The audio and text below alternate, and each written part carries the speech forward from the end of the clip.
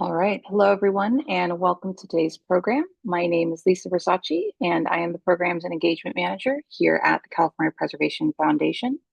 CPF is a 501(c)(3) nonprofit organization providing statewide leadership, advocacy, and education to ensure the protection of California's diverse cultural heritage and its historic places. Our work is made possible by the generous support of our members, donors, and sponsors, in particular, our education sponsor, WJE. Today's program is also sponsored by Arcadia Publishing. For over 20 years, Arcadia Publishing has reconnected people to their community, their neighbors, and their past by offering a curbside view of hometown history. Forgotten San Diego is just one of over 800 titles in Arcadia Publishing's Postcard History series, including over 70 California locales. And following my introduction here, I'll put links to their website into the chat. And Arcadia is also offering a 10% discount on Forgotten San Diego to attendees of this program.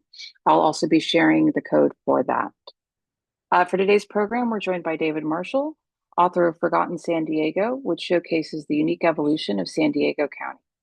David will be further introduced by Helen Taco, Director of Architecture at GBX Group and member of CPF's Education Committee. If at any time during the program you have any questions for David, we encourage you to ask them using the Q&A box, which can be found at the bottom of your Zoom window. And we've set aside ample time at the end of the presentation for all of your questions. And with that, I will turn it over to Helen to get today's program underway. All right, great. Welcome, everyone. I'm loving the nationwide and international participation I'm seeing popping up in the chat. And I am so pleased to introduce David Marshall, who I know through the AIA San Diego Historic Preservation Committee. David is the president of the highly respected preservation firm of Heritage Architecture and Planning in San Diego. Heritage specializes in the restoration and adaptive reuse of historic structures. David has worked on many significant buildings, including the Western Metal Supply Company building at Petco Park, Oregon Pavilion, Balboa Theater, the Top Gun House, and Hotel del Coronado. David is a past president of SoHo, was on the city's Historic Resources Board, served on the board of Forever Balboa Park, and was president of the California Preservation Foundation. David has written two books, San Diego's Balboa Park and the one that we're going to be featuring today, Forgotten San Diego. So welcome, David. Thank you so much for being here. Thank Um, you, and Helen. and before we jump into your presentation about the book, I wanted to just kind of set the stage for that conversation with some questions about how this book came about initially. And I was wondering if you could tell us about your postcard collection and how that became this book and your previous book on Balboa Park. And how did you narrow down your collection into what you wanted to include? Yeah, I'd be happy to. I became a postcard collector because the founder of my firm and my boss, Wayne Donaldson, had collected postcards for years, and I started collecting cards of buildings I worked on. And we actually used postcards as a resource to see how buildings had been altered over the years. And then of course, once you start collecting, you don't know when to stop. So I started in Balboa Park and went all around, downtown San Diego, and then collected cards from San Diego County. I pretty much have stayed in San Diego County for the most part, but Arcadia has a whole series of books called the Postcard History Series. And so I was approached in 2007 to do a book on Balboa Park, which was my first Arcadia book. And that was 220 postcards of Balboa Park that showed all the different periods of the park, including both expos and when the Navy occupied Balboa Park. And then just a year ago, about a year and a half ago, decided to do a second postcard history book, and that's the one we're talking about today, which is more broadly about San Diego County, but it's really focused on what has been lost and what people may or may not remember about the history of the city and the county. My postcard collection is now about 4,000 postcards. About half of that is Balboa Park. The other half is San Diego and neighboring cities. And I don't know, did I answer all your questions? Well, I was wondering if you could talk a little bit more about how you went about learning the stories that are behind the postcards that you feature. Yeah, I co-authored this book with Eileen Magno, who is the one of our principals and the historian at Heritage Architecture and Planning. I knew that she was the right person to team with because of her expertise in research and love of San Diego County. So it took a little while to decide what the theme would be, whether it would be about a specific period of San Diego history, whether it would be just downtown. A lot of Arcadia books are very focused on a particular site or town or theme, like the Navy in San Diego and aviation in San Diego had already been done.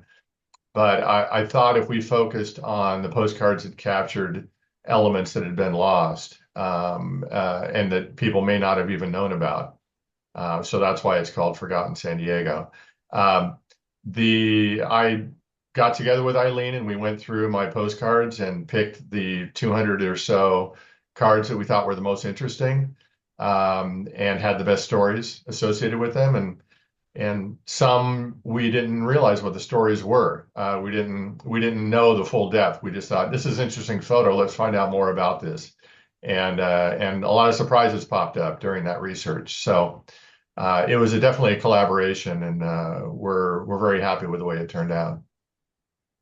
Great. Well, I think that's a perfect segue to jump into your presentation. And just a reminder, we will be taking questions at the end once David is finished. So with that, David, please go ahead. Okay. Are you seeing my screen? Yep.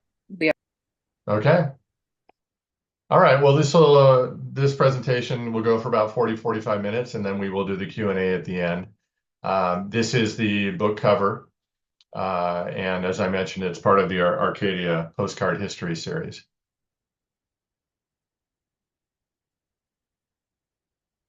See here? There we go.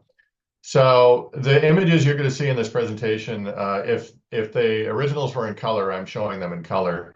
In the Arcadia book, they will all be black and white versions. So you'll get a little more bonus content in this presentation here.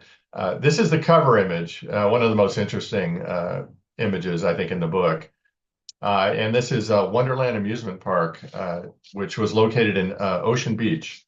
I know I saw on the people signing in that there were quite a few people from San Diego City and County. Um, this particular park is of the, well, it's of course not there anymore.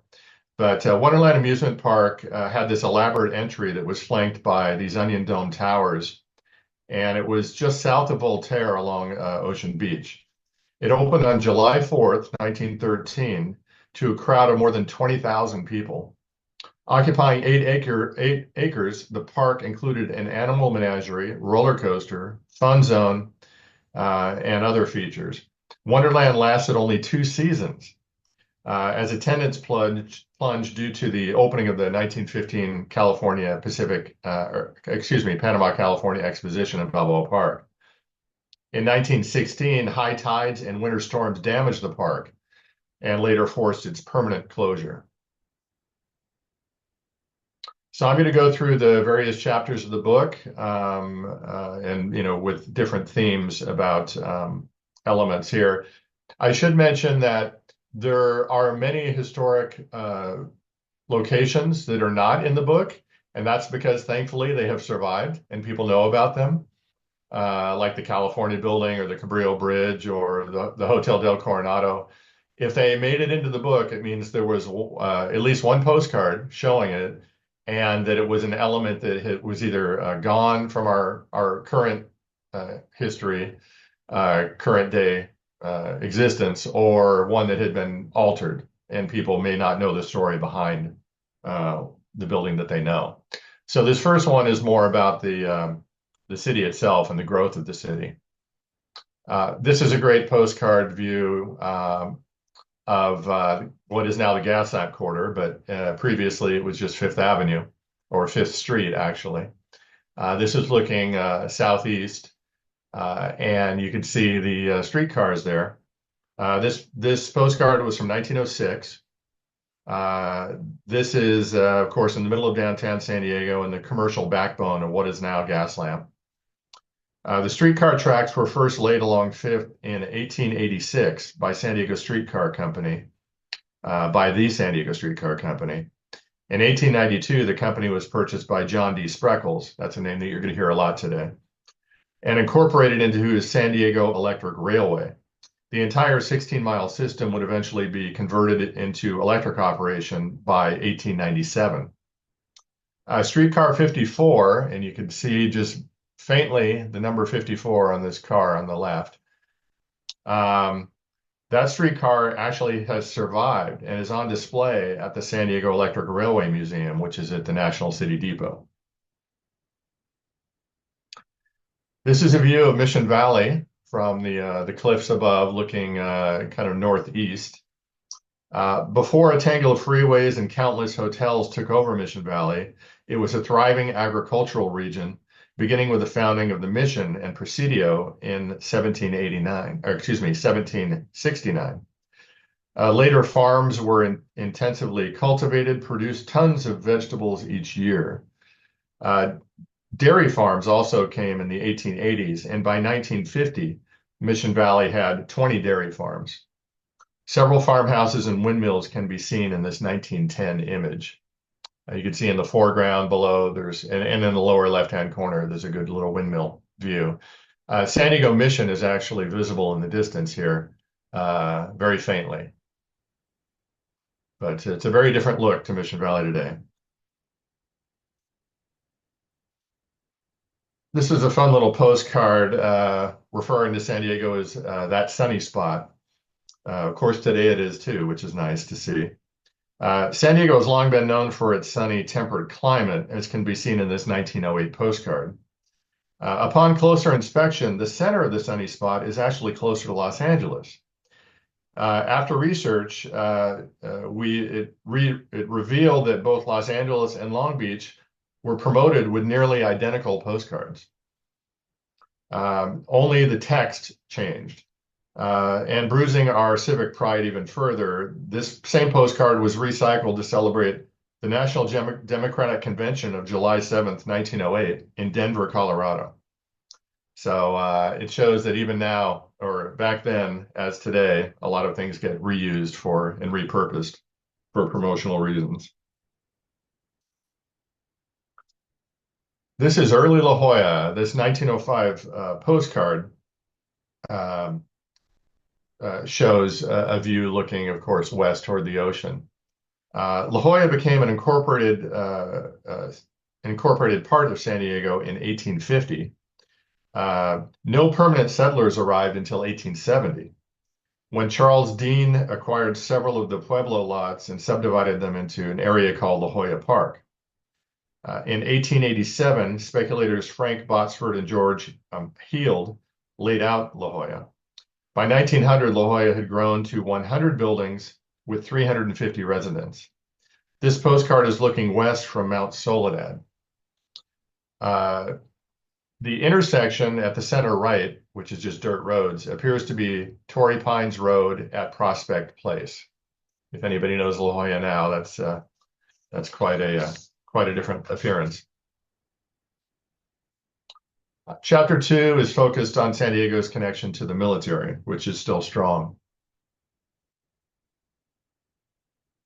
The U.S. Naval Training Station was formed in 1917 when the United States entered World War I. And the Navy took over Balboa Park, the former exposition grounds that were created in 1915. It was San Diego's first naval training station, but not the last. By 1918, up to 6,000 sailors at a time, averaging 19 years old, trained in the park. Here, soldiers are marching in the Plaza de Panama with the House of Hospitality in the background.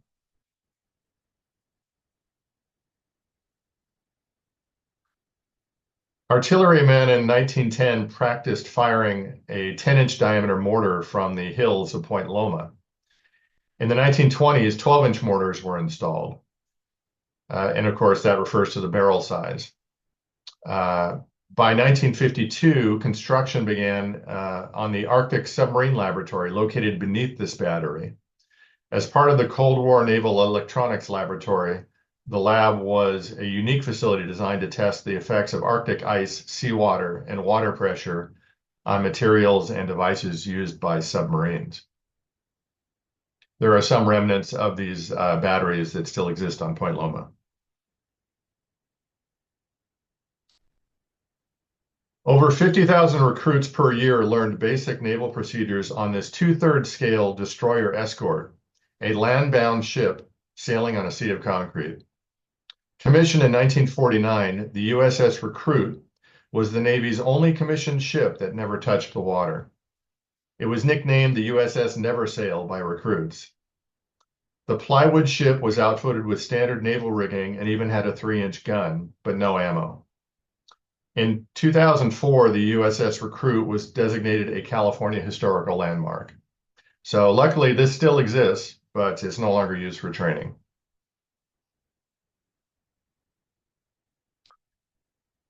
In 1913, this is a view of the submarine USS Grampus on San Diego Bay. It was a tiny vessel, only 63 feet long and 11 feet in beam. Called the Demon Divers by early admiring San Diego newspapers, these submarines could only submerge 60 feet deep. In 1915, the USS Grampus served in the Philippines, where it patrolled the waters off Manila during World War I. After being decommissioned in 1921, the USS Grampus performed its last military service as a target and was unceremoniously sent to the bottom of Manila Bay. You had to be a brave person to get inside that thing.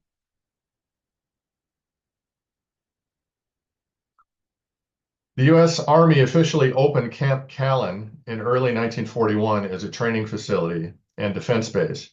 Located on 710 acres along the coastline of La Jolla, Camp Callan provided an ideal setting for 15,000 men to train in coastal artillery and anti-aircraft defense. Due to the dangers of gunnery practice, swimmers and surfers were only allowed to enter the nearby waters on weekends. The camp included a mock training village known as Little Tokyo, seen here. Today, the former base is home to the Torrey Pines Golf Course and the campus of UC San Diego.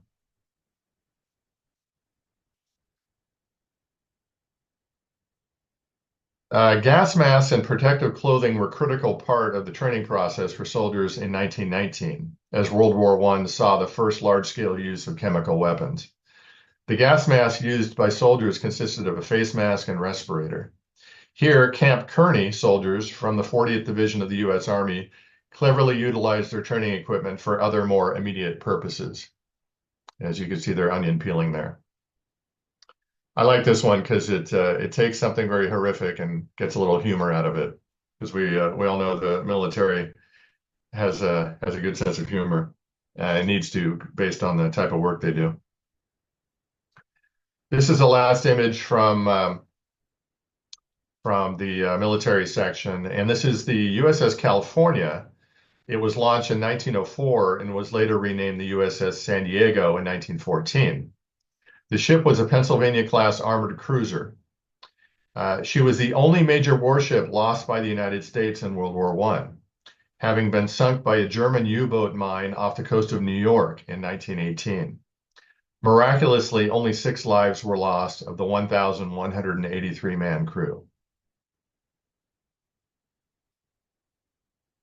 The third chapter is focused on parks and various other amusements. In 1909, Horton Plaza Park was chosen as the site for a weather kiosk provided by the U.S. Weather Bureau. The kiosk was designed like a miniature Greek temple and was centered on the east walkway. The kiosk was white enameled cast iron with glass panels to allow views of meteorological instruments, bulletins, and charts. An opening at the top collected and measured rainfall. This postcard image, Irving Gill's famed fountain and Soho's logo had not yet been constructed.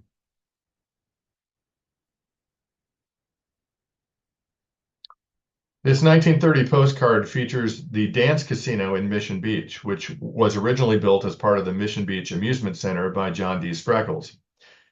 He built it in 1925 to promote real estate and ridership on his electric railway. Many people associate the term casino with gambling, but during this period, casino referred to a dance hall. This amusement center was renamed Belmont Park in 1955. Unfortunately, this building is no longer there. I love the wool swimsuit in the foreground and the bobbed haircut.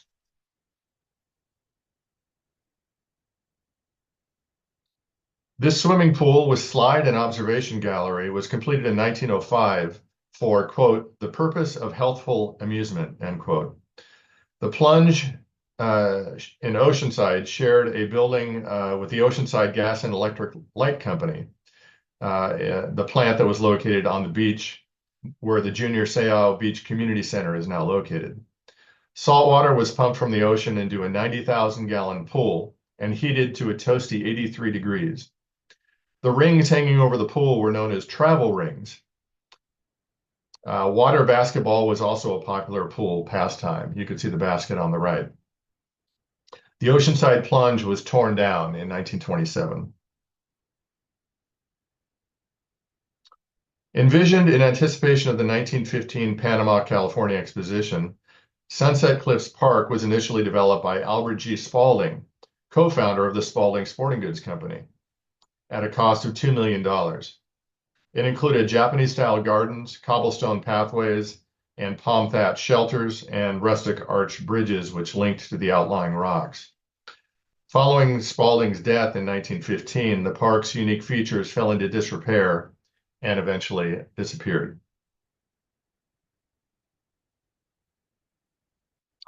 Located just south of the Hotel del Coronado, which you can see at the upper part of the upper postcard, Tent City was established in 1900 as an affordable alternative to visitors who couldn't afford to stay at the Hotel Del. The many comforts and conveniences included free ice, restaurants, soda fountain, library, shops, theater, bandstand, dance pavilion, children's rides, telephones, hairdressing parlors, laundry and mail service delivered twice a day. Tent City also had its own police department and a weekly newspaper. Tent City grew from 3,000 tents in its first year to more than 1,000 3 years later. An 8x10 unfurnished tent cost $1.50 a week, and a furnished tent could cost up to $6 a week. Tent City survived all the way from 1900 to 1938. You can see the gentlemen in their suits and tents, which is something you don't see very often these days. A 5-acre botanical garden at Adams Avenue and Park Boulevard was created in 1890 called the Bluffs, later renamed Mission Cliff Gardens. The site featured a large pavilion, playground, and merry-go-round and shooting gallery. In 1904, John D. Spreckles, there's that name again, coaxed the Bentley Ostrich Farm to relocate from Coronado Island to Mission Cliff Gardens. Visitors particularly enjoyed ostrich racing, where large birds could reach a speed up to 45 miles per hour. In 1942, the former park was sold and subdivided into residential lots. Scattered pieces of the park remain, including the entry gate and cobblestone walls. As an ode to their community history, a pair of ostriches currently crown the entrance sign to University Heights. This woman doesn't look like she's too excited about riding an ostrich, so it's probably just for a quick photo. Chapter 4 is all about San Diego's association with the water, particularly the bays. Aquaplaning became a popular component of fun water competitions and stunt displays. The first recorded aquaplane rider was based in Coronado Beach as early as 1900. Note that the man on the far right wears a shirt reading Tent City, Coronado. The sport ended in the 1930s when it was supplanted by water skiing.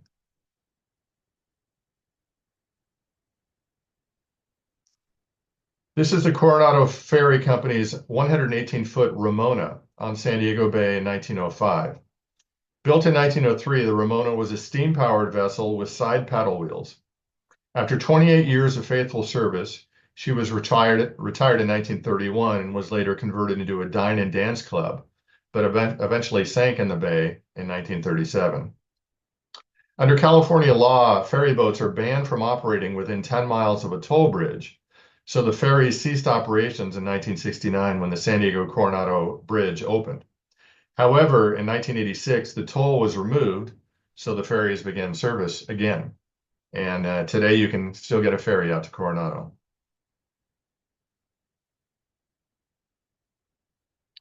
This is a unique postcard.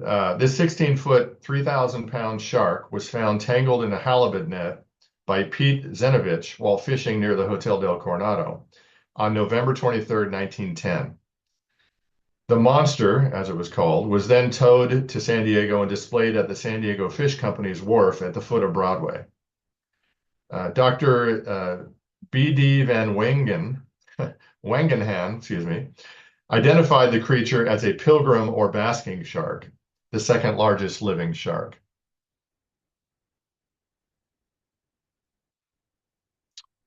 Lumber magnate Simon Benson needed to get logs from Oregon's Columbia River to his mill in San Diego, so he designed football-shaped log rafts to be towed by tugs.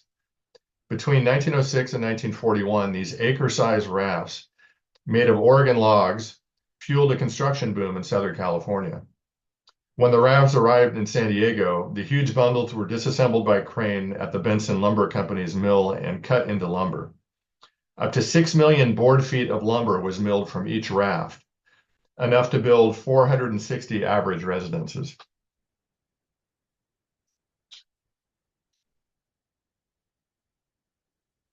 San Diego was once known as the tuna capital of the world. The tuna fishing industry began locally in the 1880s with Portuguese and Italian fishermen. Starting in 1911, many tuna canneries were established for brands such as Chicken of the Sea and Bumblebee Seafoods. In its heyday, tuna fishing and canning were San Diego's third largest industry, behind only aerospace and the military. As late as 1980, San Diego still had over 100 operating tuna boats. The requirement for dolphin-safe tuna in 1990 ended tuna fishing in San Diego.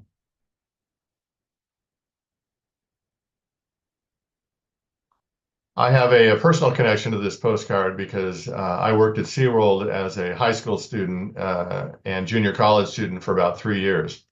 And in the summer, they still had these hydrofoil boats, which I worked on.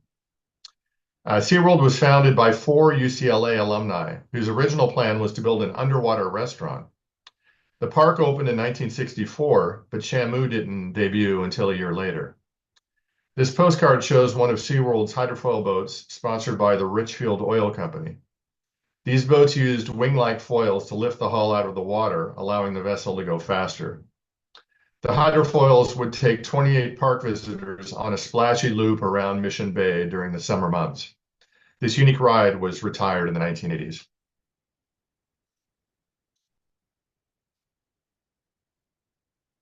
So this next chapter is focused on hospitality and hotels. This 1883 photo of the Horton House shows the 2-story hotel located on Broadway. In 1869, the San Diego Bulletin noted, "A great need in this town is about to be supplied by A.E. Horton, Esquire, who will immediately erect a palatial brick edifice for hotel purposes. It is to contain 100 rooms and be fitted up with elegant furniture and all modern improvements," end quote. The hotel opened in 1870 and at a cost of $150,000. Hotel guests paid $2.50 a day, which included meals. The Horton House came down in 1905 to make way for an even grander hotel, the U.S. Grant. So that's a case where a historic building came down and was replaced by another historic building. Completed in 1887, the Lakeside Inn was built during the height of the Great Boom. The 4-story inn was located near Lindo Lake and included 80 spacious rooms. The Gothic Victorian design was similar to the Hotel del Coronado, so the inn got the nickname the Coronado of the Hills, even though it was 1 year older than the Dill. Circa 1900, Father Henry Emulin assumed management of the inn and established the Knepp Sanitarium at the hotel. In 1904, the inn was purchased by John H. Gay, who built an auto racetrack adjacent to the hotel. By 1920, the inn could no longer stay in business and was demolished. You'll notice in the caption it mentions the golf and auto racing.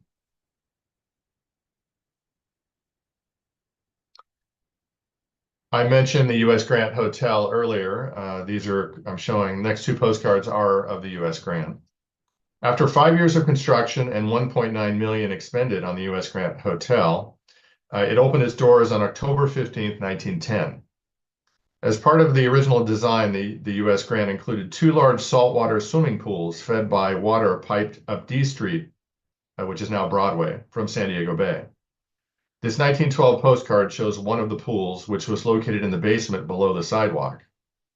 The grid at the ceiling is made up of glass pavers set in concrete to bring daylight into the basement. I think we've all seen those sidewalks with the purple glass in them. This is a case where this room was actually built below those they call them light vaults.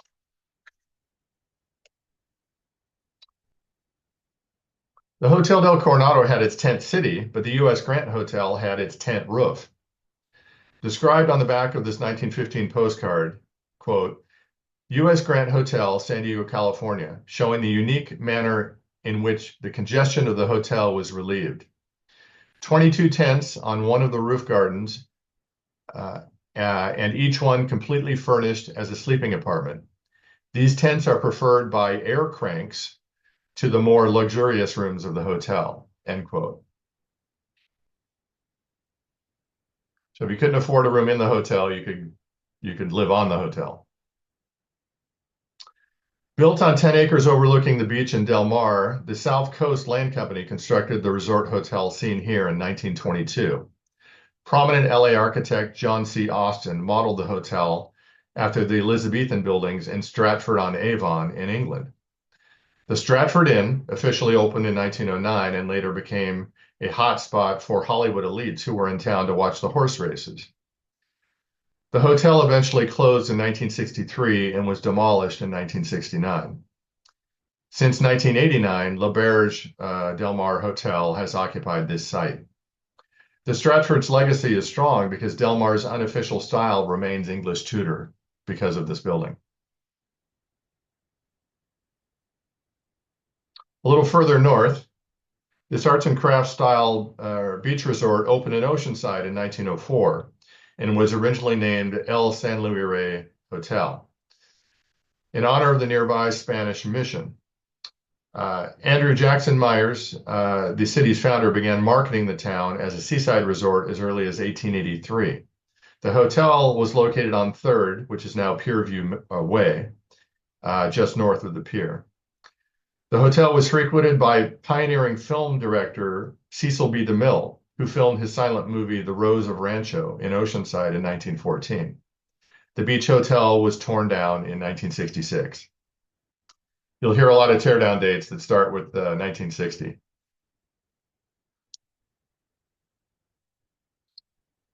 This I call the Tiki Tragedy.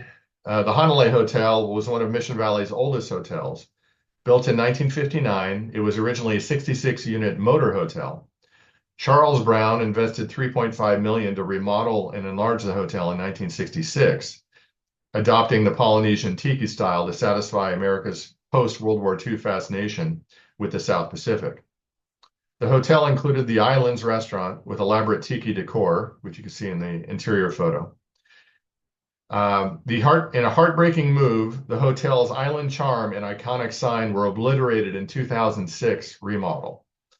The now faceless hotel is known as Crown Plaza Mission Valley.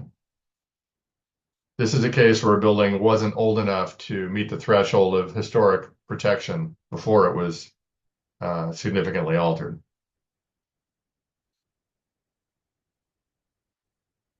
Richard Robinson Jr. financed the construction of the Spanish Colonial Revival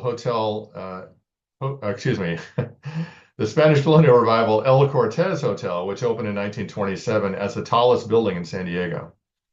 In 1940, a sky room bar was added to the top floor. In 1956, the hotel underwent a major remodel, which included an outdoor glass elevator. The elevator seen here was nicknamed the Starlight Express and gave passengers a thrilling ride with breathtaking views.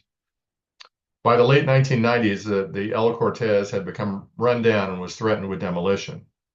In 2000, the building was restored to its 1927 appearance, but that meant rebuilding it without the glass elevator, neon stars, and skyroom. So even though the building has survived, this particular version of the building is no longer there.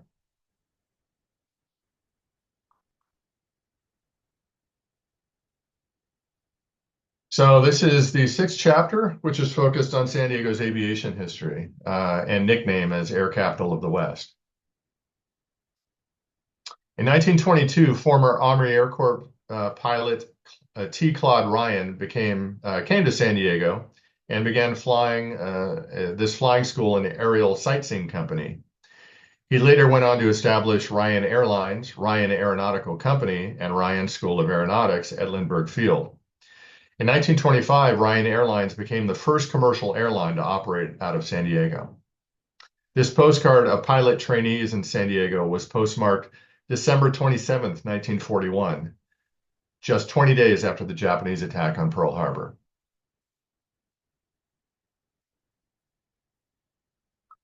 Wealthy New York businessman Harry Harkness formed the Aero Club of San Diego in 1910 and sponsored an aviation exhibition at the Coronado Country Club Polo Grounds. The grandstand faced North Island with views of Point Loma. One of the world's premier aviators, Glenn Curtiss, participated in the event, which took place in January of 1911. Curtiss and his aviators dazzled the audience of 10,000 people with a series of heart-stopping aerial stunts and groundbreaking records. In 1928, San Diego Municipal Airport was the first federally certified airfield to serve all aircraft types, including seaplanes. Charles Lindbergh agreed to lend his name to the airport, and it soon became a hub for the U.S. military and general aviation operations. The original airport terminal, seen here, was a small building with a red tile roof. Passenger traffic expanded in the 1960s with a new East Terminal, now known as Terminal 1, which opened in 1967. Today, the San Diego International Airport is the busiest single runway airport in the world. That's because most big airports have more than one runway. This is a pretty unique postcard, and this was a story I had no idea about until we did research for the book.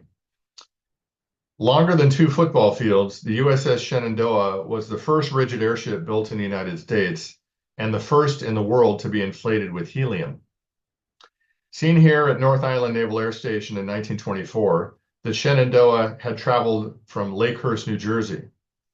This was the first flight of a rigid airship across North America. As noted in the postcard's handwritten caption at the top, the Shenandoah blew apart in 1925 in a severe storm over Ohio, killing 14 of the 43 persons on board. I think Steven Spielberg should do a movie about this one because it's an amazing story of survival. The storm basically ripped the airship into pieces, and most of the survivors basically held on while the pieces drifted back to Earth and landed in a pine tree forest. A story that I had no idea about until we researched the book. Consolidated Aircraft Company, later Convair and then General Dynamics, became one of the largest civilian employers in San Diego.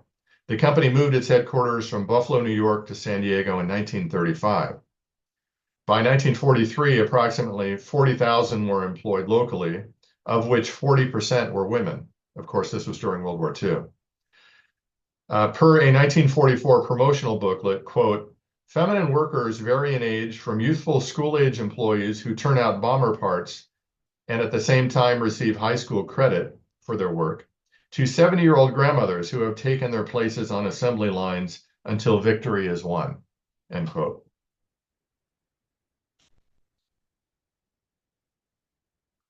This next chapter is about kind of the fun and frivolity aspects of San Diego's history. This postcard shows the streamlined modern style Glacier Gardens ice rink, which was located at the intersection of 8th Avenue and Harbor Drive, and it opened in 1939. The Gardens, as it was nicknamed, was the home to the San Diego Skylarks of the Pacific Coast Hockey League, and also the San Diego Figure Skating Club.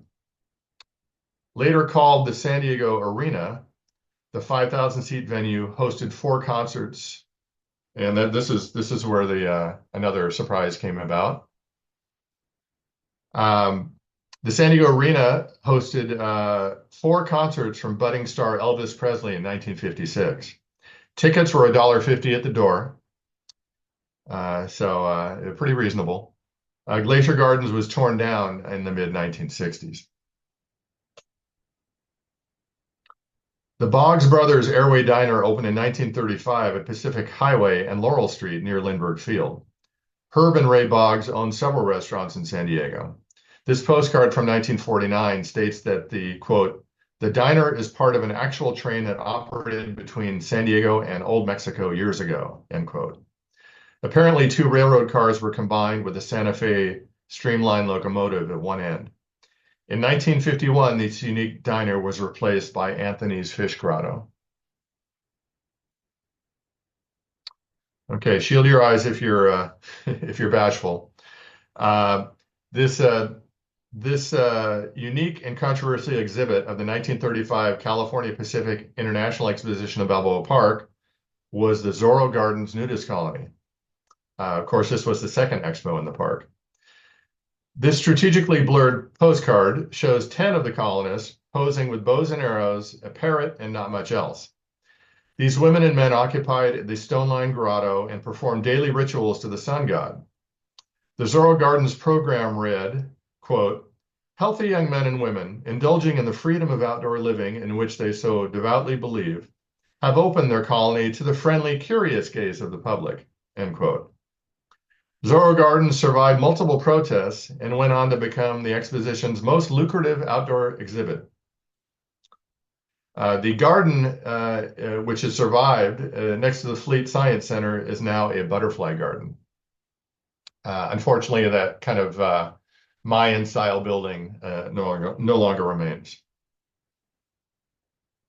It should be noted that all the butterflies are completely nude. Birth of the Padres. This is a great aerial shot.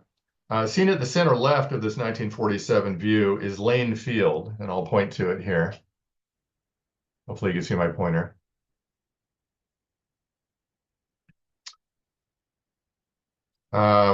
So Lane Field was a minor league baseball stadium located at the end of West Broadway at the waterfront. The ballpark was the home field of the Pacific Coast League San Diego Padres from 1936 through 1957. The park was named after owner Bill Hardpan Lane, who moved the former Hollywood Stars team to San Diego to become the Padres.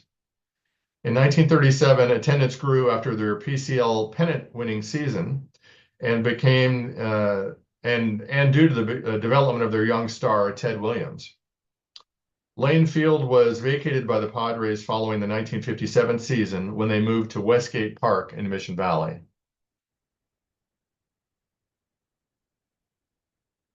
Now this is actually south of the border. Just across the border in Tijuana, Mexico, is the Agua Caliente horse racing track. It drew 20,000 spectators on opening day in 1929. The 1930 postcard shows the ornate palace-like interior of the casino and gold bar at Hotel Agua Caliente. The casino hotel resort covered 655 acres and cost about $10 million to build. An LA Times reporter wrote in 1929 that, quote, "There isn't another place on the continent outside of the US Mint where you can see so much money piled up before your eyes at one time. Its only rival in the world is Monte Carlo," end quote. The legalization of casino gambling in Nevada in 1931 and the repeal of prohibition in 1933 drastically reduced attendance at Agua Caliente, and the resort closed in 1935. In 2023, Agua Caliente became known as the Caliente Hippodrome, with casino, concert venue, and greyhound racing.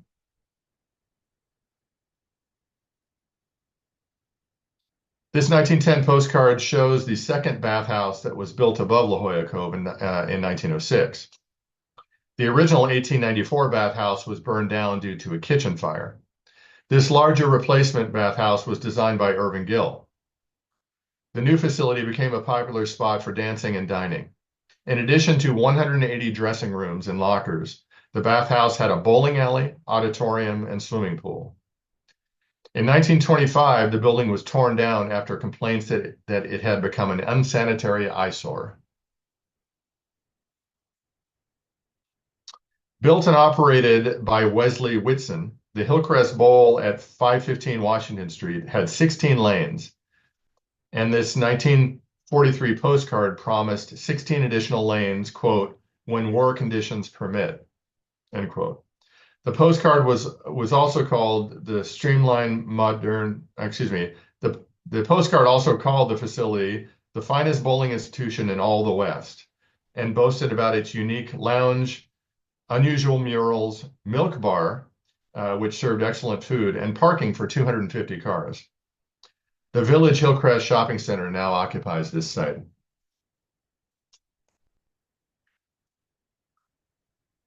Now, I have talked about other buildings that have been demolished, but this chapter is focused on probably the most significant buildings that, if they had survived today, would be some of our most cherished landmarks. San Diego State University can trace its origins to the State Normal School, first located in downtown's George Hill building, before moving to University Heights at the corner of Park Boulevard and Normal Street into this building. Designed in the Beaux-Arts style by William Hebert and Irving Gill, the design borrowed heavily from the Art Palace from the 1893 Chicago World's Fair. In 1955, this elegant building was unceremoniously demolished by the San Diego Unified School District and replaced by the Mundane Education Center headquarters that still exist today. The 1889 San Diego County Courthouse was located on Broadway between Front and Union Streets on land donated by Alonzo Horton, the founder of downtown. This Italian Renaissance-style building included a bell and clock tower topped by a 10-foot gilded statue of Lady Justice. The courthouse had 3 courtrooms and a jail, featured hand-painted frescoes and stained glass windows. The stately building was demolished in 1959 for a new modernist county courthouse. Lady Justice was salvaged and is now displayed at the San Diego History Center in Balboa Park.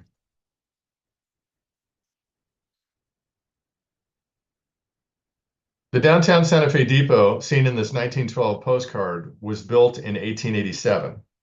Originally the California Southern Railway Depot, this Victorian-era station was located at Broadway and Pacific Highway, originally D and Atlantic Streets.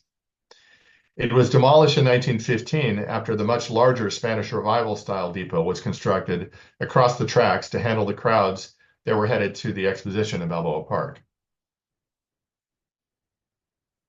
And this is the building that replaced it. The Union Depot in downtown San Diego officially opened in 1915. It is now called the Santa Fe Depot, and it's lost this beautiful open-air courtyard that could be seen in this old postcard. The Spanish Colonial Revival-style forecourt, or patio, which once served as a streetcar stop, was demolished in 1954 to make way for a parking lot. Of the 73 Amtrak stations, San Diego's Santa Fe Depot is the 3rd busiest, serving almost 2,000 passengers a day.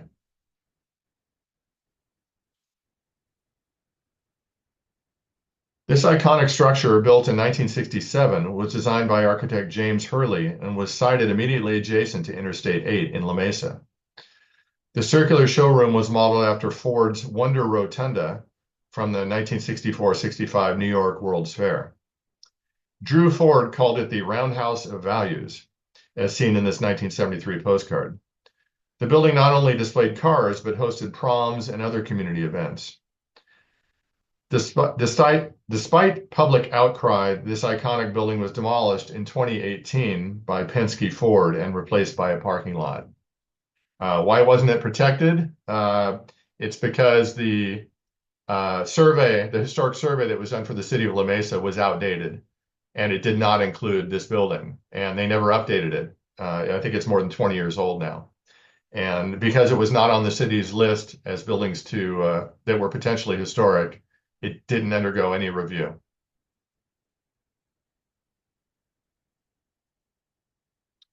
This imposing structure was built for the 1915 Panama, California Exposition to promote the agricultural potential of Southern California. After the exposition, the building was converted into a 3,000-seat civic auditorium. On November 25th, 1925, the building was destroyed, but not by the wrecking ball. According to the San Diego Union, quote, a fire started about 7 o'clock as the auditorium was being made ready for the annual Fireman's Ball. The flames shot hundreds of feet into the air and were seen in all parts of the city, end quote. And yes, that's a true story. I had heard that it burned down when it was the night it was hosting the Fireman's Ball, but I had it confirmed by the newspaper accounts. In 1933, the Natural History Museum was built on this site.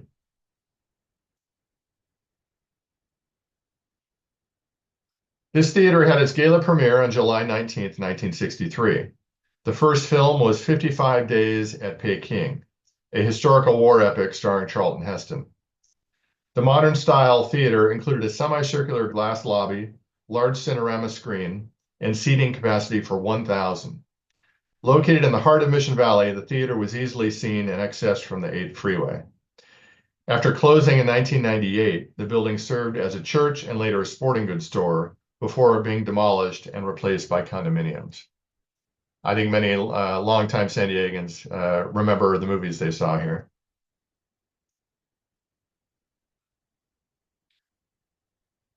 Across Broadway from the train depot, the Los Banos Bathhouse was an architectural showcase built in the Spanish Moorish style by Hebert and Gill. The bathhouse opened in August of 1897. Admission was 25 cents, which included a swimsuit, towel, and a key to the locker room. The indoor concrete plunge tank was 50 feet by 100 feet, filled with seawater, and was covered by a spectacular glass roof, which you can see in the lower photo. Unfortunately, SDG&E tore down Los Banos to expand their power plant in 1928. So this building lasted less than 20 years. This 3-story brick Victorian building was located on a hill at 4th and Hickory in Escondido, of course, in San Diego's North County. It began in 1889 as a Methodist seminary constructed by the University of Southern California. USC donated the building 10 years later, and the Escondido Union High School District turned the building into a high school. For many years, it was the only high school in the area, so many students came from the surrounding communities of San Marcos, Poway, and Valley Center. Like many old schools, the building was deemed unsafe in the event of an earthquake, so it was demolished in 1954. Of course, you can retrofit buildings, but that's not the way they were thinking in the 1950s. Established in 1882 by Joseph Russ, San Diego High School in Balboa Park is the oldest public high school in San Diego County. This 1910 postcard shows the 100 building, completed in 1907. It was nicknamed the Gray Castle for obvious reasons. This was knocked down for the same reason, because it was deemed unsafe in the event of an earthquake. So San Diego High School, it actually fell to the wrecking ball in 1976. You can imagine all the Harry Potter fans would love to go to high school here. Now, this is actually a photograph rather than a postcard. This is a photo that I took in 1985. Designed by LA architect John Jurdy, FAIA, this postmodern style shopping center transformed 6.5 blocks in the center of downtown San Diego. The project was a gamble by developer Ernest Hahn to bring shoppers back downtown. Hahn once accurately described the mall as, quote, half Disneyland, half Italian hill town, end quote.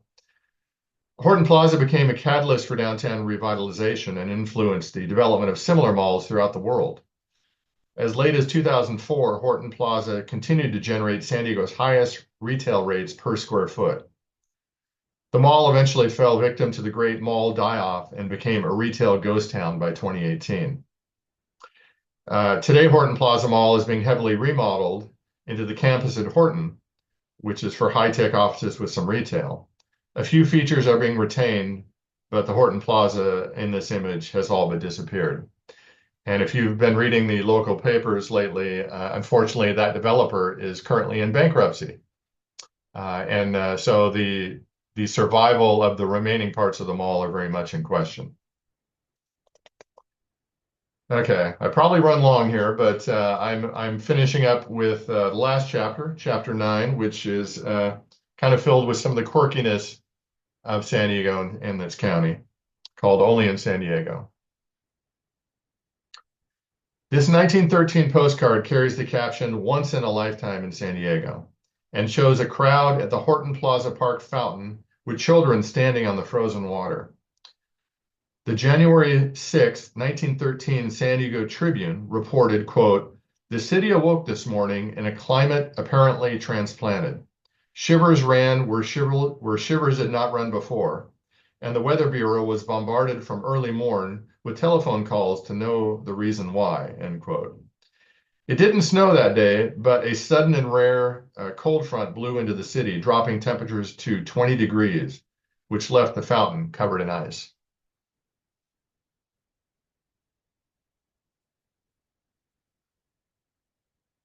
The KGB chicken hatched in 1974 as a radio mascot for rock station KGB FM. Ted Gianolis got the gig with no formal audition or interview. At the ballpark, Gianolis entertained fans with humorous antics and his popularity soared. Famously fired by KGB over a contract dispute, the chicken rehatched his career as a freelance fowl in 1979 and made over 5,000 appearances. In 1999, the chicken faced yet another legal challenge for beating up Barney the dinosaur in a popular skit. The chicken won that lawsuit too and is now nesting comfortably in retirement in San Diego.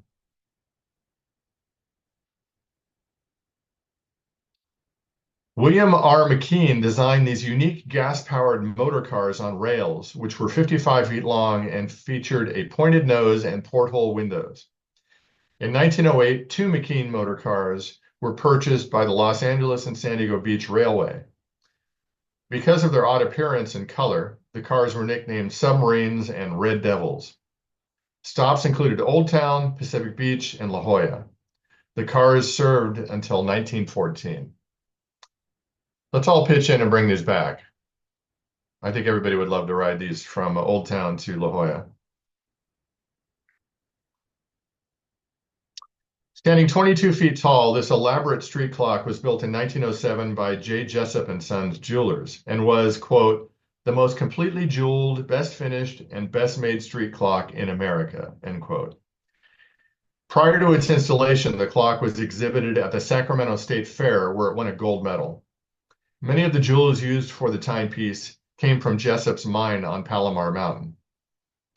The clock was originally installed on the sidewalk in front of the J. Jessup Jewelry Store at 952 Fifth Street. In 1985, the clock was moved to the main level of Horton Plaza Mall. Currently, the clock sits in storage, but there are plans to install it at the San Diego History Center's museum. We'll see if that happens. March through August each year, millions of writhing silver fish appear on Southern California beaches 4 nights in a row during high tides, at full and new moons. These special nights are called Grunion Runs, and the events became a popular excuse for beach parties, especially popular in the 1960s through 80s. The only legal way to catch grunion was by hand, so it became a slippery game.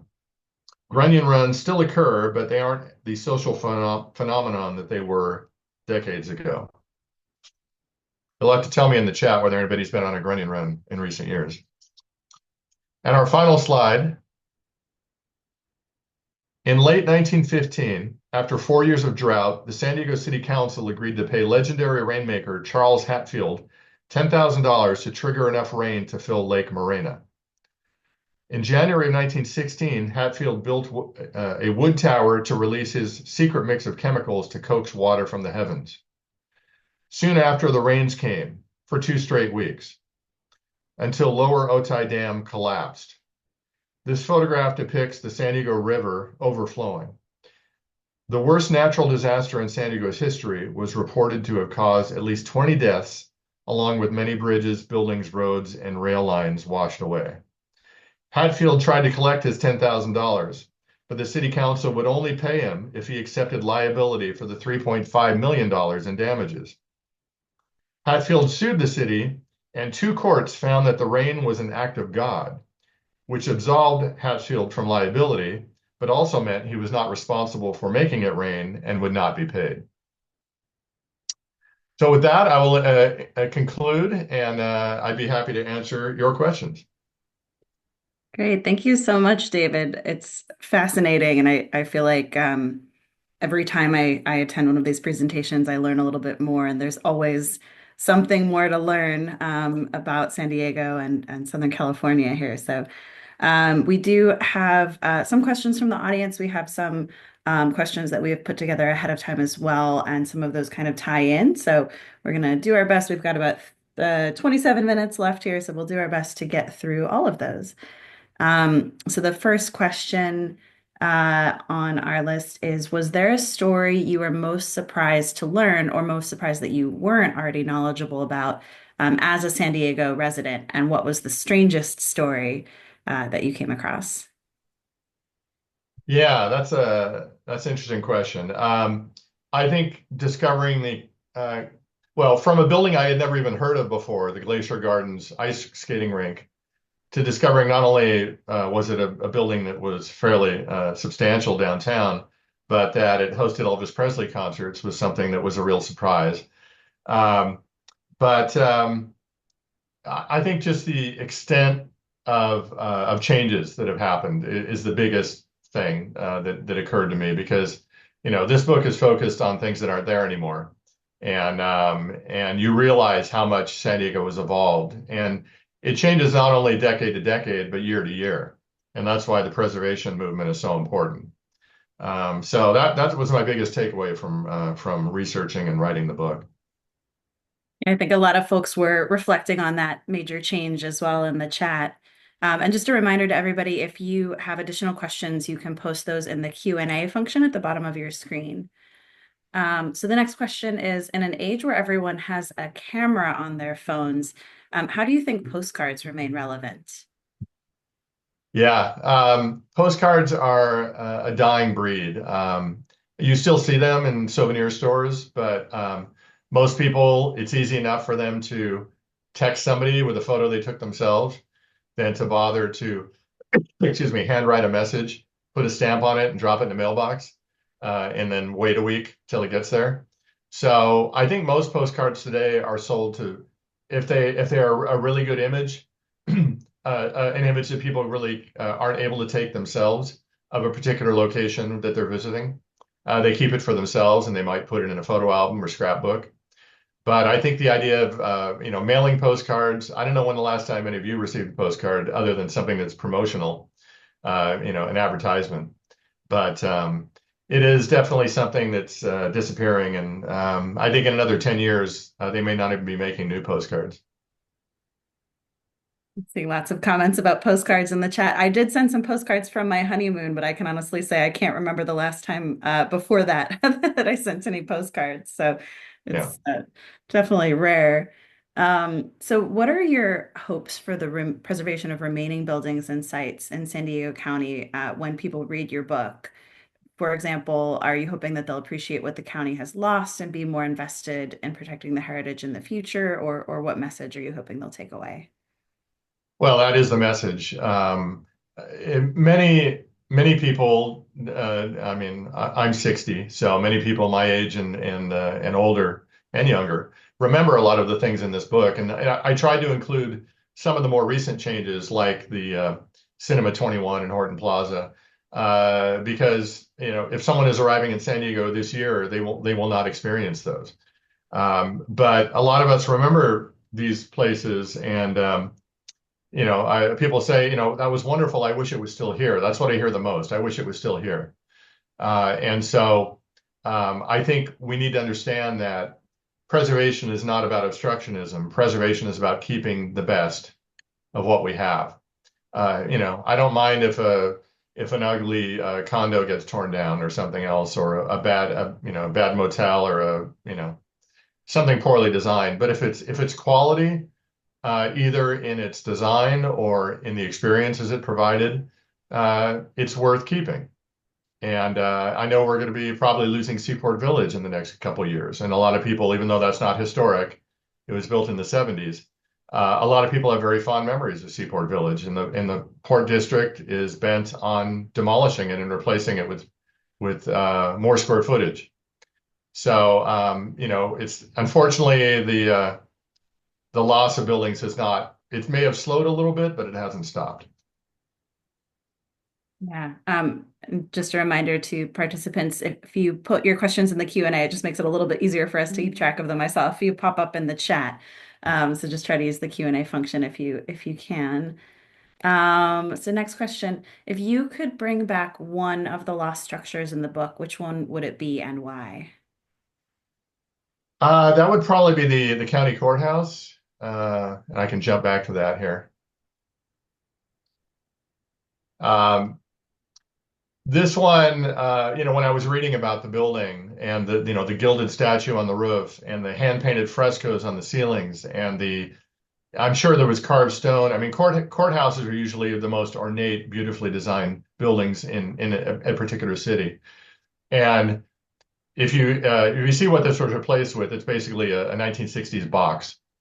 And if this building had survived, luckily we have the downtown bankruptcy courthouse, which has survived. That was a little bit later, but it's a beautiful historic building with a Spanish style, kind of Spanish revival look to it.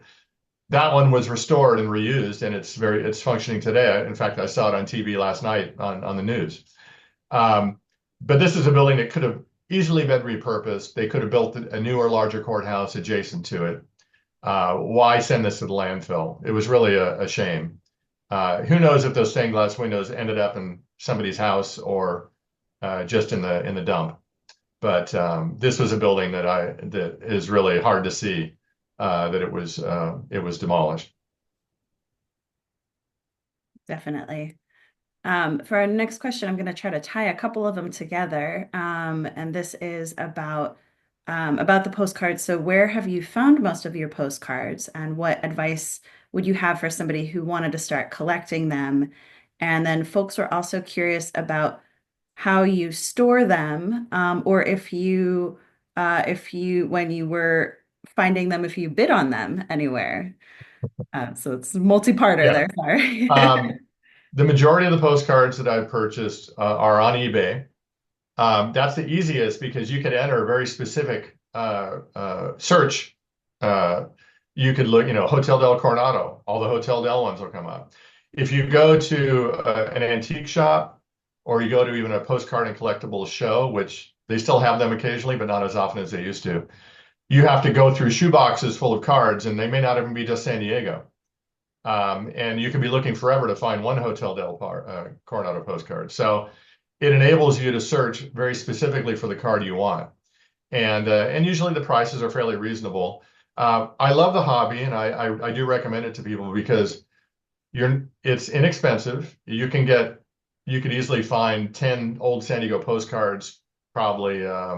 You could buy a group of 10 for under $20.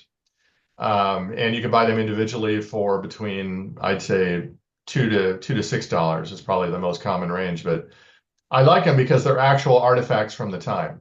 They're not reproductions. They're not a new version of an old photograph. They actually were there at the time that they were depicting. And a lot of times they have interesting messages on the back as well. But the other question was how I keep them. I learned early on that if I want to avoid buying the same postcard 3 times, I have to keep them very well organized. That's another advantage to buying on eBay is I can flag it and go check my collection to make sure I don't already own it. If I'm in an antique store, I just have to remember whether I own it or not. But I keep all my postcards in binders.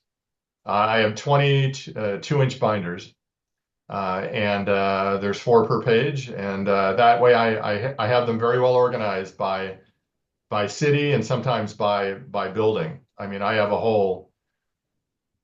probably have over 150 postcards just of the Hotel del Coronado because it was so prolific.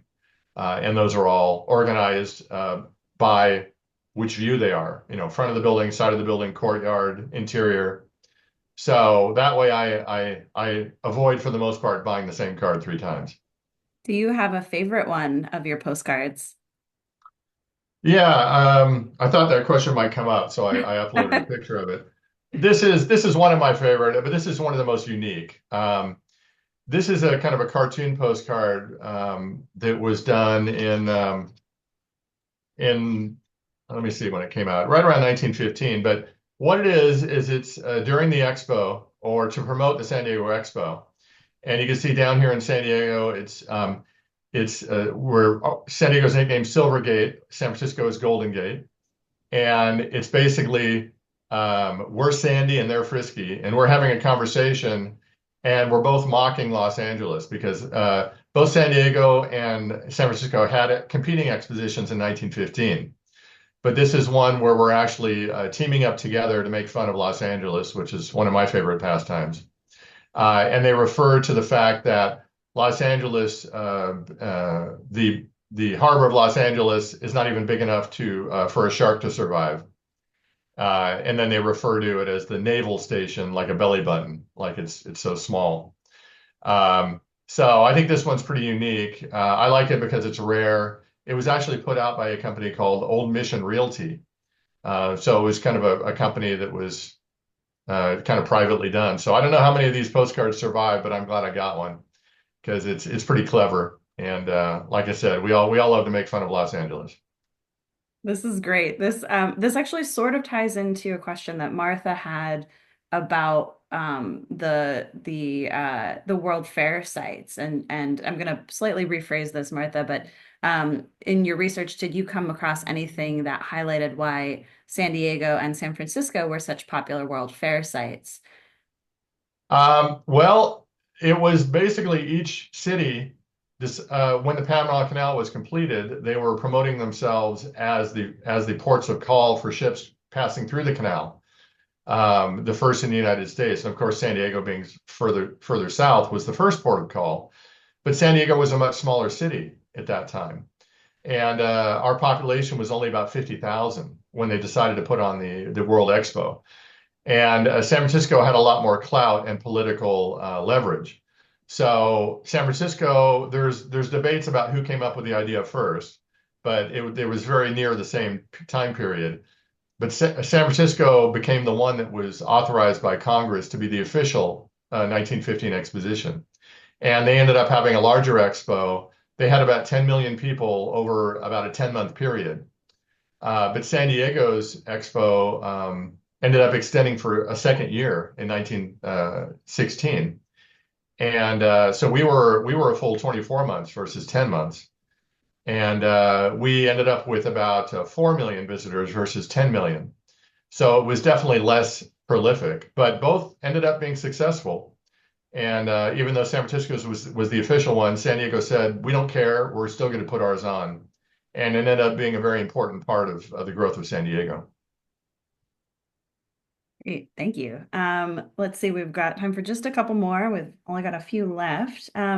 So you made a comment about how you'll see a lot of the teardown dates from the 1960s. Somebody asked the question, Jerry asked the question of why so many teardowns were happening in the 1960s. Yeah, well, there's a couple answers for that. One of them is that the style of buildings that had come before, whether it was Victorian or Beaux-Arts or even Spanish colonial, were out of fashion. in the 40s, post-war especially, 40s, 50s, and 60s, everybody was sick of looking at those and wanted their buildings to be clean and modern and simple, believe it or not. We appreciate those styles now, and we appreciate the post-war modernism as well. But they were out of fashion, and it was because they were out of fashion and because they were being demolished at such a high rate that the preservation movement began. And the National Preservation Act, that all that stuff was happening in the late 60s. So it wasn't until the late 60s, early 70s where there were protections in place to prevent anybody from buying any building they wanted to and leveling the site. Those protections are still in place for the most part. Cities adopt them differently. And unfortunately, the city of San Diego seems to be, preservation seems to be under attack in the last year or two. They're trying to streamline the approval process for new development. And we're very concerned about that. But San Diego, up to maybe last year, was really a leading light in California for how preservation should be conducted. So that's why groups such as Save Our Heritage Organization, SOHO, San Diego Architectural Foundation, and others, that's why they're so important to be engaged in those groups. Great. Lisa, I know we're getting short on time here, and I just saw a bunch more questions pop up. So I think we're probably gonna run out of time. But maybe a good last question, unless Lisa's gonna cut us off, would be No, oh, Helen, I sorry. think, no, go ahead and Yep. let's take what's left. I think we'll come in just under Okay. the 1:30 marker. Okay, we'll keep scrolling on then. So there was a question, when using postcards to understand history, what would you tell students to consider when utilizing them as a primary source document? Advertising focus comes to mind, etc. What are your thoughts? Yeah, it's interesting to me what was determined to warrant a postcard, because there are some very significant buildings. One that comes to mind is the Balboa Theater in downtown San Diego. I've never seen a single postcard of the Balboa Theater ever, and I don't know why. And sometimes it's because the owners of the building, pay for a postcard to be made of their building, or sometimes it's just happenstance. But I think they are a good primary source for research purposes. But keep in mind that the ones that are colorized are not always colorized accurately. Usually they are. In fact, I've seen that photographers used to keep notes, black and white photos, of course, but they would write down, red roof, you know, blue shutters, whatever. So the people that are putting color on them later knew what was what. Obviously, they knew trees were green, but they weren't sure what the colors of the building were. But I do find occasional postcards where the colors are wrong, and sometimes they're very wrong. There's some great Hotel del Coronado postcards that show a black roof rather than a red roof. And sometimes they add people or cars or balloons or airplanes. It's not uncommon for them to add an old Wright brothers looking plane flying above a building. So even though they didn't have Photoshop, they had techniques to doctor their images. So if it's a real photo postcard, which is basically a black and white photo, kind of a glossy card, those ones are usually straight photographs. But if it's been colorized, it could have been altered somehow, but it probably still represents very closely what the building looked like during that period. That kind of ties into, there was another question about the postcards in the book, and those are not in color in the book, but the person was wondering if that was for cost or what the reasoning was behind that. That's just the way Arcadia does their books. Since most of their titles are history, most of them are photographs, not postcards. And pretty much all old photographs are black and white, so they don't bother with a color format. This is a case where about, I don't know, 60% of the postcards that are in my book were color at one time. So you'll see a black and white version of those. And it's just because Arcadia uses that format. So you'll still get to see the detail, but you won't get to see the full color. Yeah, makes sense. Well, it was exciting to get a chance to see some of them in color in the presentation. So thank you for that. Let's see. Catherine asked, when did the underwater mermaid show in Mission Valley stop? Okay, yeah. Um, I think that was at the Hanalei Hotel, although I'm not sure. I found a listing of that. I think that ended in the 80s, maybe the late 70s. But there was a lot of fun stuff and a lot of, I guess, more adult entertainment, but beyond just Zorro Gardens Nudist Colony, that used to be more common. It wasn't considered pornography necessarily. It was just considered, another type of entertainment. And so there were go-go bars and there were mermaid shows and things like that, burlesque. But most of those kind of disappeared by the 70s. Interesting. Okay, so maybe not the type of children's show that I had in mind when I saw that, but No, although SeaWorld did have kind of a mermaid show, and I don't know if that's what they were referring to, but those ones lasted into the 80s, and they were more PG. very interesting. Let's see. Andrew asked, was the Horton House reconstructed decades after its demolition? No, the Horton House Hotel was never reconstructed.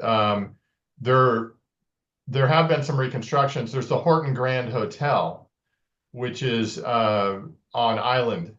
That was in the footprint of Horton Plaza, and it was uh, cut into pieces and put in storage and then reconstructed, actually by my office, even before I worked there. And it was reconstructed on a different site. So you may be thinking of the Horton Grand Hotel. Anthony asked, did you discover any postcards about San Diego's surfing culture or history about, and it wasn't quite clear if it was about skiing or diving or skydiving, but maybe all of the above was the intention. And Anthony, if you're still here, feel free to clarify in the chat. There are a few old postcards from the 60s of surfing, taken from the Ocean Beach Pier for the most part. Um, they're not in the book because surfing is still a very popular pastime and people haven't forgotten about it. But there aren't a lot of postcards about that. I've seen some old historic photographs. In fact, Arcadia has a title about Pacific Beach, and there's some great old photographs of like when surfing first became invented, and people holding their 20-foot tall surfboards made out of solid wood. There's some great images in that Arcadia title that you can find. But I think there's even an Arcadia title called Surfing in San Diego, if I'm not mistaken. But I know there's one on Pacific Beach that shows that. Great. And that's I know Lisa posted previously the discount for Arcadia in the chat. I think that discount should probably apply to all of the books. I'm not 100% sure on that, so don't quote me on it, but nice plug for Arcadia there. Yeah, Arcadia has the website. You can buy this book and others on Arcadia's website, and most of the titles are also available on Amazon. So and hopefully your local bookstore. But Amazon and the publisher are the best bet. Just a couple left here. On the subject of the tent accommodations at hotels, was there a tradition of Methodist camp meeting and their tent settlements in the San Diego region? I do not know the answer to that question. That did not come up in our research. So I didn't see any religious affiliation with the tent cities. It was purely a kind of a discounted room that people could stay in for usually longer periods. They could still enjoy the amenities of the hotel, but they didn't have to pay the same price for rooms. And then, what historic San Diego postcards have you seen but not been able to add to your collection? Um, there's a few, but usually if I've seen them, well, some I bid on eBay and not won. The most I've ever paid for a postcard is probably maybe $35, $40. Uh, but there are some I've seen that are very rare. There's a lot of Zorro Gardens cards that are rare because you can imagine every girlfriend and wife probably tore them up as soon as they saw them, um, or they were hidden under mattresses and forgotten about. But those are very rare. So I would say anything that's a rare card is that attracts me the most. But um, there's not one particular card that I have to have. But luckily, many of them have been digitized and are viewable online. The Committee of 100 has a website, and they've worked with the San Diego History Center too. And there's some great online archives of historic images that you could find there. And then Wayne asked in the chat what your next forgotten book is going to be, and he asked if it's Forgotten Los Angeles, which I think was maybe a little tongue in cheek, but I am curious what your next book is. Would that be Wayne Donaldson? Yes. Okay, all right. Hi, Wayne. Wayne is the founder of my firm and the one that got me into postcard collecting, so you could blame him. I do not have I do not have a concept for the next book. It was 15 years between my first book and my second book, so maybe it'll be 15 more. But it was fun to do. There are lots of subjects to cover, but hopefully, I don't know about the forgotten idea. I know less about other cities, but I think there are definitely more areas of San Diego that have not been tapped. And I know most about where I live and where I work in San Diego, so it would probably be something in the county. But yeah, I'm open to ideas. Great. Well, with that, I just want to say thank you again so much, David, for your presentation. It was super interesting. I definitely learned a lot. And thank you to everybody who stuck with us through the end. We still have quite a few participants here, so thank you for hanging around. And I will turn it back to Lisa. Thank you. Well, on behalf of myself and the California Preservation Foundation, thank you to everyone in our audience for joining us. And a huge thank you to David for sharing his phenomenal book with us and telling us the stories behind it. And of course, to Ms. Helen for moderating and doing a fantastic job at it. We hope that everyone enjoyed the program. We encourage you to leave your feedback. My colleague John just posted the link where you can do so. Following the program, you'll also be redirected when you close your Zoom window.